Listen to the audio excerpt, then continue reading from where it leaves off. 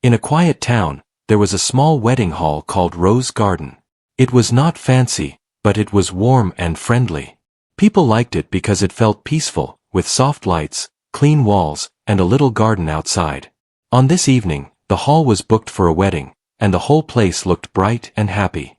The couple getting married were Ian and Miriam. Ian was calm and careful, the kind of person who checked every detail twice. Miriam was cheerful and quick, always thinking of how to make people feel welcome. They had planned this wedding for months. They wanted it simple, respectful, and full of love. Outside the hall, strings of lights were hanging from the trees. A small welcome board near the gate had their names written in neat letters. Family members moved around, fixing flowers, arranging chairs, and guiding guests. Soft music played inside, not too loud. The smell of fresh food drifted from the kitchen area, making people smile before they even sat down. Ian stood near the entrance for a moment, looking at the guests arriving. He wore a neat suit and kept adjusting his tie, not because it was wrong, but because he was nervous.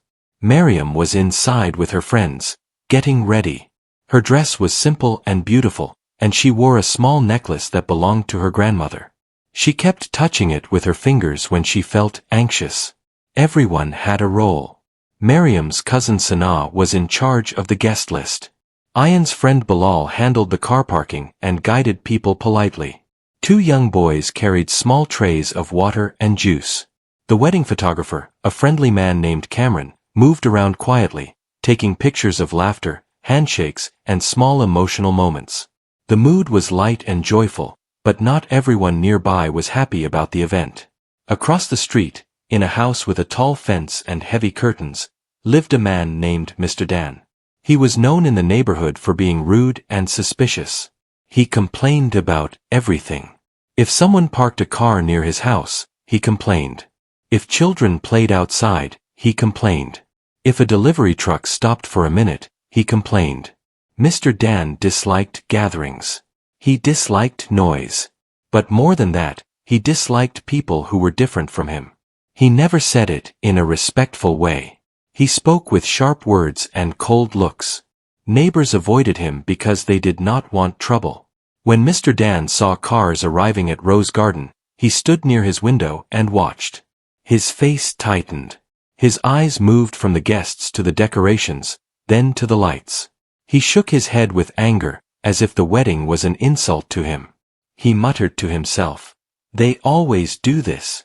Always making noise, always taking space." He did not know Ian and Miriam personally. He did not try to. He only judged what he thought he saw. At first, Mr. Dan tried to ignore it. He walked to his kitchen, poured himself a drink, and turned on his television. But he kept hearing the sound of cars, voices, and music. It was not even loud, but in his mind it felt too much.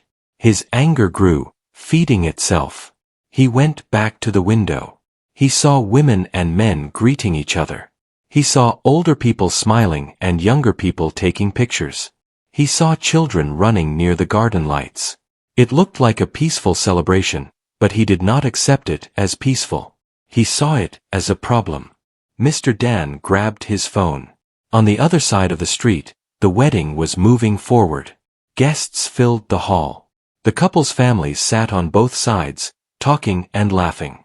The stage at the front was decorated with white flowers and soft cloth curtains. Ian's mother wiped her eyes while watching Miriam's family walk in. Miriam's father smiled, but his hands shook a little as he adjusted his scarf. Weddings brought joy, but they also brought strong feelings. Ian stepped inside and greeted an elderly aunt who had traveled far. He helped her sit and made sure she had water. Miriam, still in the back room, took a deep breath as Sana fixed her hairpin. Sana looked at her and smiled. "You look perfect," Sana said. Miriam smiled back. "I just want everything to go well." "It will," Sana replied. "Everyone is here for you. Ian is waiting. Your parents are smiling. It is a good day." Miriam nodded, but her stomach still felt tight. She did not know why. Sometimes happiness feels so big that a person becomes afraid of losing it. She closed her eyes for a second and listened to the music. It sounded gentle and steady, like a heartbeat. In the main hall, Bilal checked his phone. He had messages from people asking for directions. He replied fast, then looked around to see if anything needed help. He noticed the gate area was crowded, so he went outside to manage it. That was when he saw a police car slow down near the road. At first, Bilal thought the police were just passing by. But then the car stopped near the entrance. Another police car arrived behind it. 2 officers stepped out. They looked around, scanning the hall, the guests, and the gate. Bilal's heart dropped. He walked forward, trying to stay calm. "Hello, officers. Is everything okay?" One officer, a tall man with kind eyes, replied, "We got a call about a disturbance. Someone said there is trouble here." Bilal blinked. "Trouble? No, sir. This is a wedding. It is peaceful. We are keeping the sound low." The second officer, a woman with a firm voice, asked, "Who is in charge here?" Bilal pointed toward the entrance. "The families are inside. I can call the groom or the manager." The officers nodded and walked closer. Some guests noticed the police and started whispering. The happy mood did not break, but it shook a little, like a candle flame when a door opens. Inside the hall, Cameron the photographer saw the police through the window. He lowered his camera. "Why are they here?" he whispered. Sanaa, who had come out of the back room for a moment, heard the question. Her face became serious. She hurried toward the main area. Ayan was near the stage when he noticed people looking toward the entrance. He followed their eyes and saw the officers. His throat went dry. He walked forward quickly, trying to control his expression. He reached the entrance and greeted them politely. "Hello, officers. I am Ayan. This is my wedding. Is there a problem?" The tall officer looked at him. "We received a report. The caller said there is loud noise and possible fighting." Ayan's eyebrows rose. "There is no fighting. We are just having a wedding ceremony. You can check. Everyone is safe." The woman officer studied Ayan's face carefully. "Who made the call?" The tall officer replied, "The caller did not come here. It was someone from nearby." Ayan took a slow breath. He knew some people did not like weddings, but calling the police felt extreme. He glanced at Bilal, who looked confused and angry. Ayan said, "Officers, you are welcome to come inside and see. We have nothing to hide. But I request you to be respectful because this is an important moment." The officers nodded and walked in. As they entered, the hall became quieter. Music still played softly, but conversations lowered. People watched the officers. Some guests looked worried, others looked offended. Miriam's father stood up from his seat, his smile gone. Ayan's mother pressed her lips together, trying not to show fear. The tall officer raised his hand gently, signaling calm. "We are only here to confirm everything is fine," he said in a clear voice. "Please continue your event." Ayan nodded. "Thank you." But even with those words, the room felt tense. Miriam, in the back room, sensed the change in the air before she was told. Sanaa came in fast, her face pale. "Miriam," Sanaa said softly. "Police are here." Miriam's eyes widened. "Why? Did something happen?" "No," Sanaa replied. "Someone called them. They said there is disturbance." Miriam sat down slowly, holding her necklace. "Who would do that?" Sanaa did not answer directly. She did not want to bring ugliness into the room, but she knew. "We will handle it. Do not panic." Miriam tried to breathe steadily. She heard footsteps outside the room, then Ayan's voice through the doorway, speaking politely. He was calm, but she could tell he was forcing that calm. In the hall, the officers walked around. They looked at the stage, the seating, the food area, and the sound system. They did not see anything wrong. A child ran past holding a balloon, and one officer smiled at him. It was clearly a normal wedding. The woman officer turned to Ayan. Everything looks fine. The call seems false. Ayan's jaw tightened. So someone wasted your time and disturbed our event. The tall officer nodded. Yes. We take calls seriously, but we also note when someone uses emergency services for personal reasons. Bilal stepped forward, unable to hold back. Officer, can we know who called? This is shameful. The tall officer hesitated. We cannot always share details on the spot. But we will follow procedure. Ayan looked at the officers and spoke carefully. I understand. But this call was not just a mistake. It felt targeted. The woman officer's eyes narrowed slightly, as if she understood the meaning. Do you have any conflicts with neighbors? Ayan thought for a moment. He had not lived in this area long. But he had noticed a man across the street who stared at people with dislike. Still, Ayan did not want to accuse without proof. I do not know him personally, Ayan said. But there is a man across the road who looks angry whenever someone gathers. The tall officer nodded. We will check the call details. For now, continue your wedding. We will step outside and handle this. The officers walked toward the exit. People slowly returned to their conversations, but the mood remained cautious. Miriam's father spoke to Ayan in a low voice. This should not have happened, he said, trying to stay calm. Ayan replied, I know. But we will not let it ruin today. Inside the back room, Miriam stood up. She fixed her dress with shaky hands. Sana held her shoulders gently. Look at me, Sana said. This is your day. Do not let someone's bitterness take it away. Miriam swallowed and nodded. I will try. Outside, Mr. Dan stood behind his curtain, watching the police cars. His mouth tightened as he saw the officers enter the wedding hall. He expected the event to be shut down. He expected people to panic. He expected to feel powerful. But as the minutes passed, he saw the officers leave the hall calmly. He saw them standing near the gate, speaking to each other. He saw no chaos, no fighting, no reason for the call. His anger grew again, but this time it was mixed with worry. He did not like the idea that the police might trace the call. He stepped back from the window and paced around his living room. Across the street, the officers looked up and down the road, then toward Mr. Dan's house. The woman officer spoke quietly to her partner. The tall officer nodded and took out a small notebook. Ayan watched them from a distance. His heart was still racing, but now another feeling rose inside him, stronger than fear. It was determination. He would protect this moment. He would protect Miriam's peace. Whoever tried to harm their happiness would not win. At the same time, Miriam took one more deep breath and walked toward the hall entrance, ready to face her guests and continue. And outside, the police officers began to connect the pieces of the call, the location, and the intent, realizing this was not about noise at all. The real reason was still hidden, but it was coming closer to the light. The wedding hall slowly returned to its soft buzz.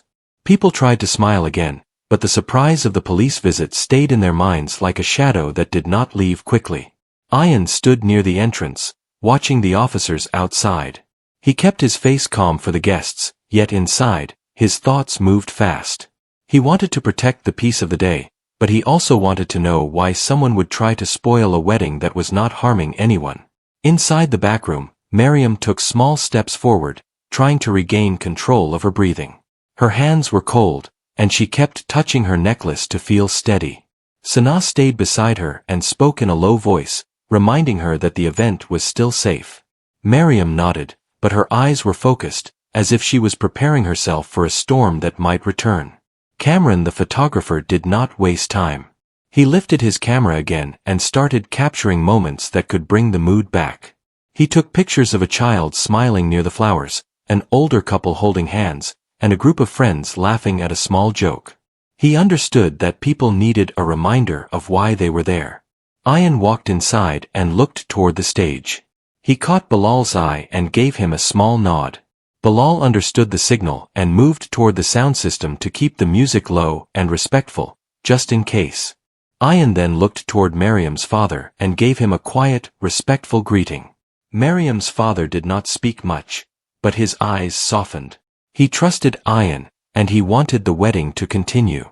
Then Miriam entered the hall. She did not rush. She walked with calm steps, guided by her family.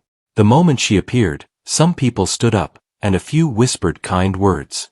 Miriam's expression was gentle, but there was strength behind it. She had been shaken, yet she refused to let fear control her. She looked forward and saw Ayan waiting near the stage. His face relaxed the moment their eyes met. For a few seconds, everything felt normal again. The music, the lights, the smiles, the quiet happiness. The wedding seemed to take back the space it deserved. Outside, the two officers stood near their car and spoke in low voices. The tall officer checked a small device and looked at the information on the screen. The woman officer watched the street carefully, her eyes scanning the houses as if she was reading the neighborhood's mood. The call came from very close, the tall officer said. Across the street, maybe even that corner house. The woman officer nodded. It did not sound like someone who was scared. It sounded like someone who wanted to cause trouble. The tall officer looked at the wedding hall again. The groom handled it well. He seems responsible. The woman officer replied, yes. And the event is clearly peaceful. We should talk to the caller if we can confirm the address. The tall officer took a breath and started walking toward the house with the tall fence and heavy curtains.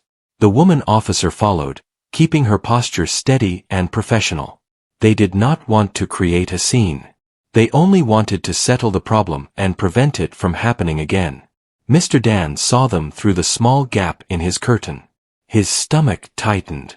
He stepped back quickly and looked around his living room as if he might find an escape. He had expected the police to leave, not to come closer. He told himself he did nothing wrong, but his hands still felt sweaty. When the officers reached the gate, the tall officer knocked firmly but politely.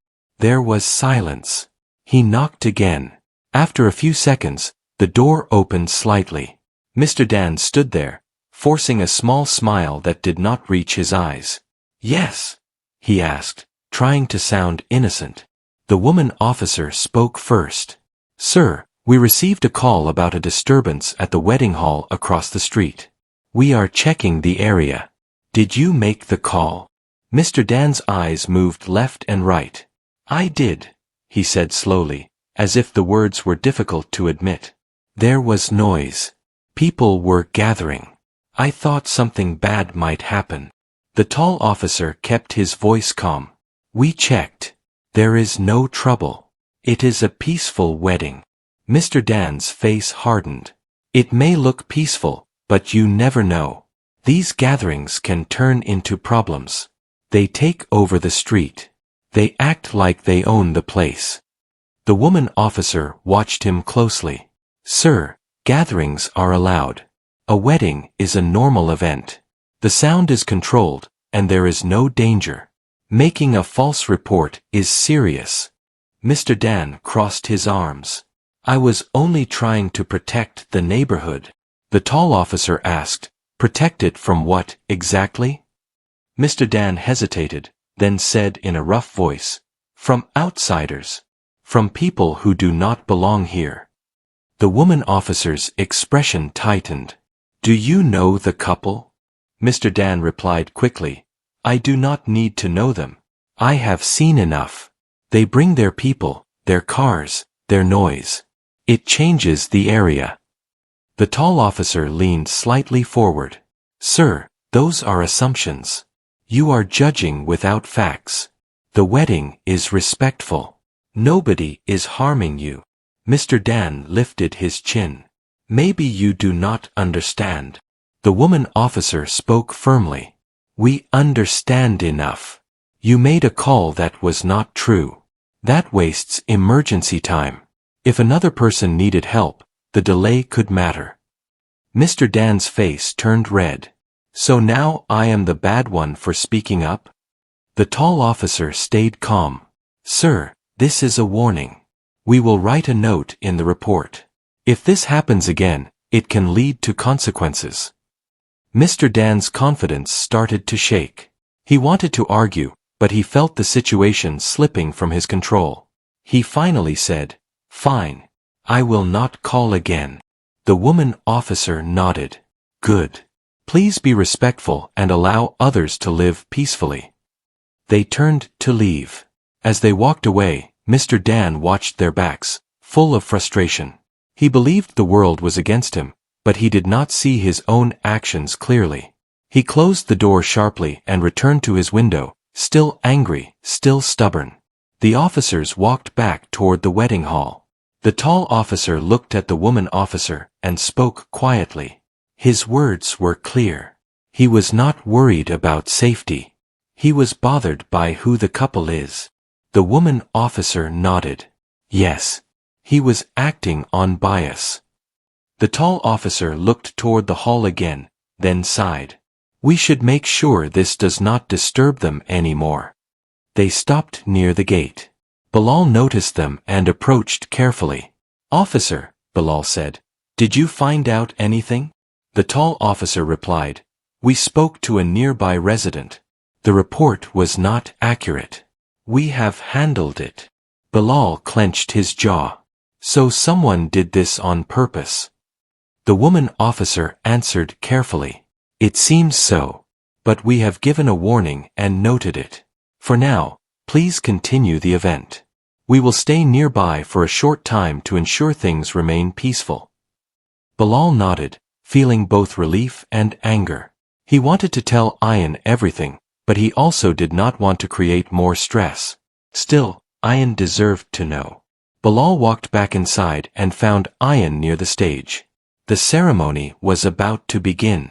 Miriam stood beside Ayan now, and both of them looked ready, though their eyes still carried some tension.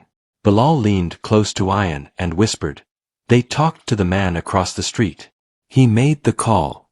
He was not worried about noise. He was judging the wedding. Ayan's eyes hardened for a brief moment, but he quickly softened his expression and looked at Miriam. He did not want her to feel heavier pressure. He nodded slightly, showing Bilal he understood. Miriam noticed the small change in Ayan's face. She could read him better than most people. She leaned closer and whispered, "What happened?" Ayan replied softly, "Someone tried to disturb us, but it is handled.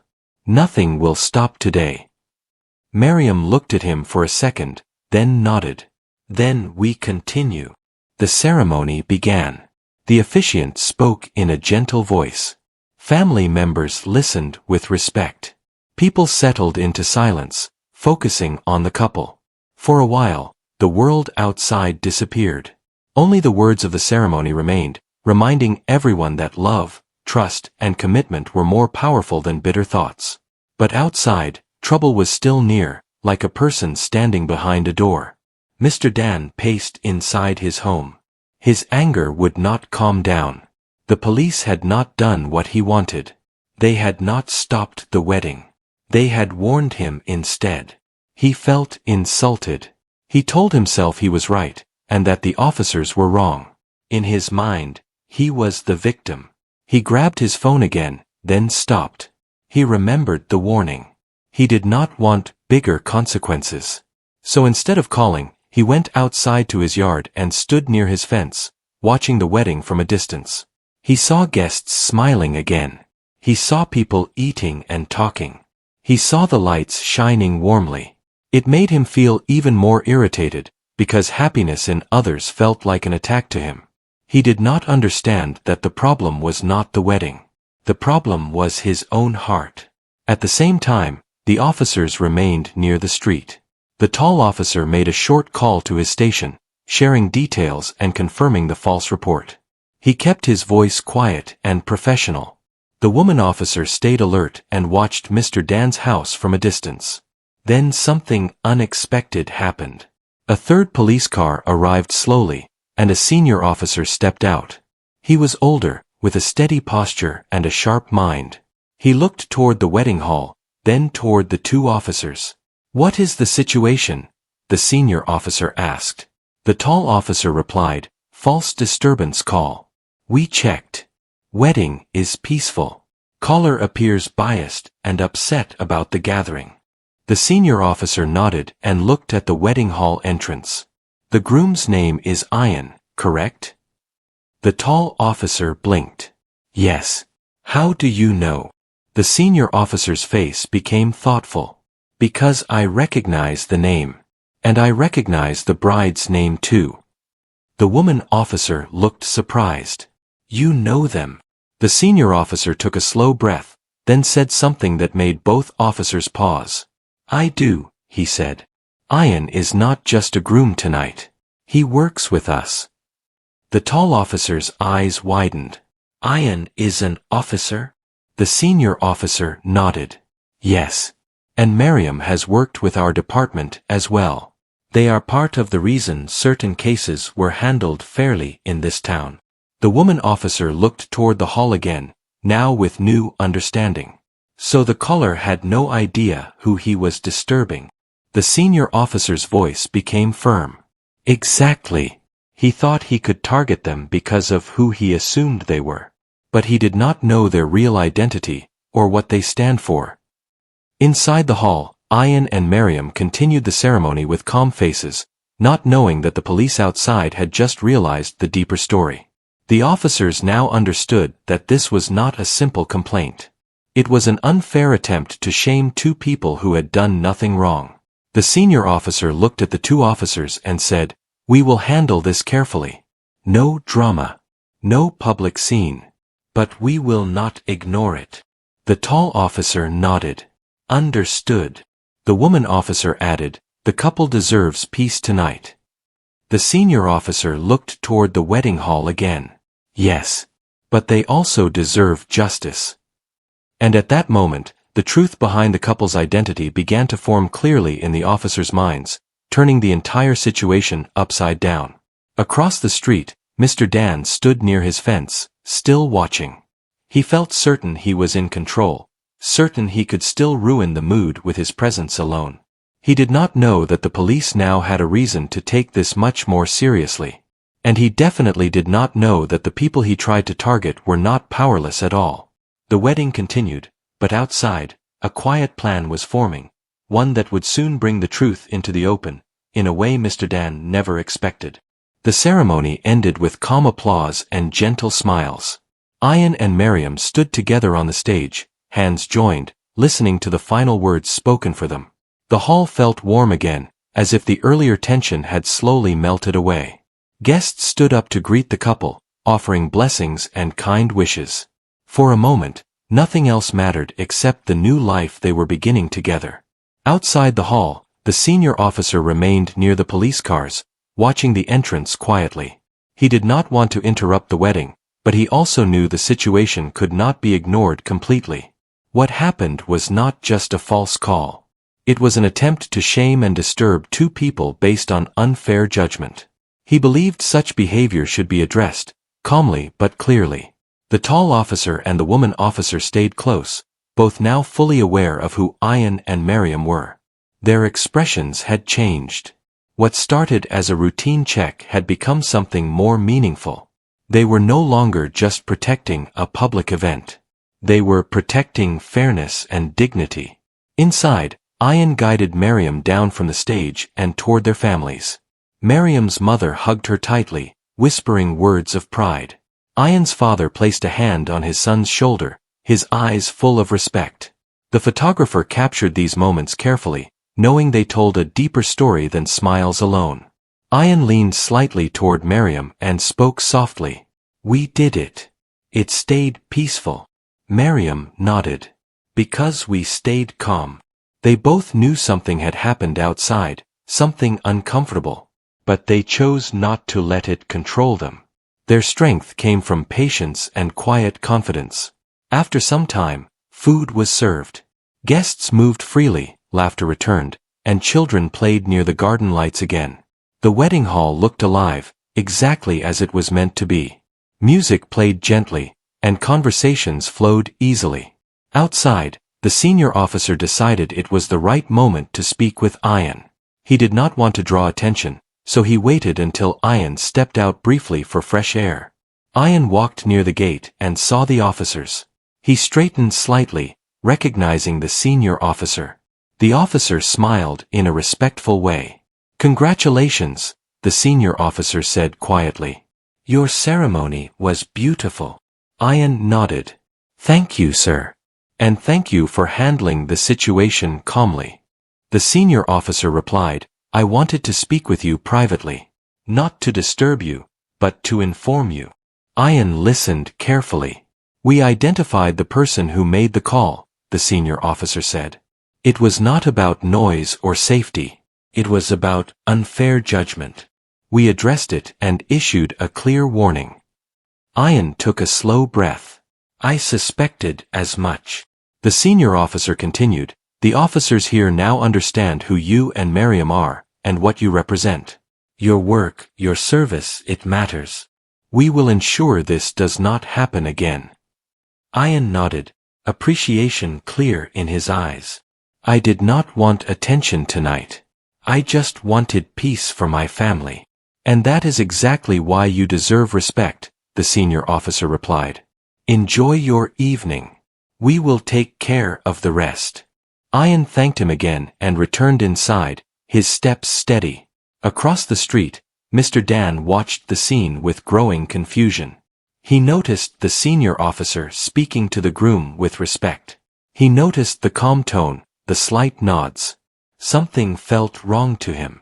This was not how he imagined things would go. He began to feel uneasy.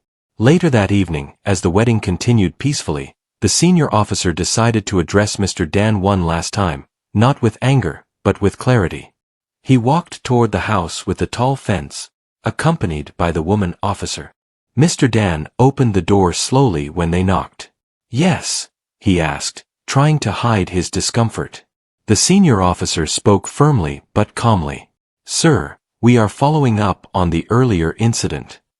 Mr. Dan crossed his arms. "I already said I would not call again." The senior officer nodded. "That is good. But you should also understand why this was serious." Mr. Dan stayed silent. "The couple you tried to disturb are public servants," the senior officer continued. "They have worked to protect fairness and safety in this town. They are respected members of the community." Mr. Dan's face changed. His confidence faded. "You made assumptions without knowing facts," the officer said. "That kind of behavior damages trust and peace. This town belongs to everyone who follows the rules and treats others with respect." Mr. Dan looked away, his voice lower now. "I did not know." The woman officer replied, "Not knowing does not excuse unfair judgment." Silence filled the space between them. The senior officer spoke again, softer this time. "Tonight was not about punishment. It was about awareness. You were warned because we believe people can learn." Mr. Dan nodded slowly. His shoulders dropped. For the first time, he looked tired instead of angry. "We expect better going forward," the senior officer said. "Good night." They turned and left. Mr. Dan closed the door and leaned against it. His mind replayed the evening again and again. He realized that the people he judged so quickly were not strangers who brought trouble. They were individuals with dignity, purpose, and strength. He felt a heavy mix of shame and confusion. Whether he would change or not remained unknown, but the truth had reached him clearly. Back at the wedding hall, the mood was light again. Ian and Miriam moved among their guests, thanking them for coming. Miriam laughed freely now, her earlier fear gone. Ian looked relaxed, his shoulders no longer tense. Sanaa watched them from a distance and smiled. She knew the night could have gone very differently, but it did not. Because of patience and grace, the celebration survived. As the evening moved toward its end, guests began to leave slowly. Cars pulled away one by one. The lights dimmed softly. The hall grew quieter. The photographer took the final pictures of Ian and Miriam standing together near the garden, the lights behind them glowing gently. It was a picture of calm victory, not loud or proud, but steady and real. When the last guest left, Ian and Miriam stood alone for a moment. Miriam spoke first. "Do you think today changed anything?" Ian thought for a second. "Maybe not the whole world. But maybe one mind." Miriam nodded. "Sometimes that is enough." They walked out together, hand in hand, leaving behind the hall that held both challenge and joy. Across the street, Mr. Dan watched quietly from his window. He did not feel anger anymore. He felt small. And maybe, just maybe, that feeling would lead to reflection. The police cars drove away one by one, their job done. The street returned to silence, but it was a different kind of silence. It carried lessons, truths, and the reminder that identity is deeper than appearances, and respect should never depend on assumptions. Ian and Miriam drove away toward their new life, knowing they had faced unfairness and chosen dignity. Their wedding night ended not just with celebration, but with quiet strength. And that strength was something no one could take from them.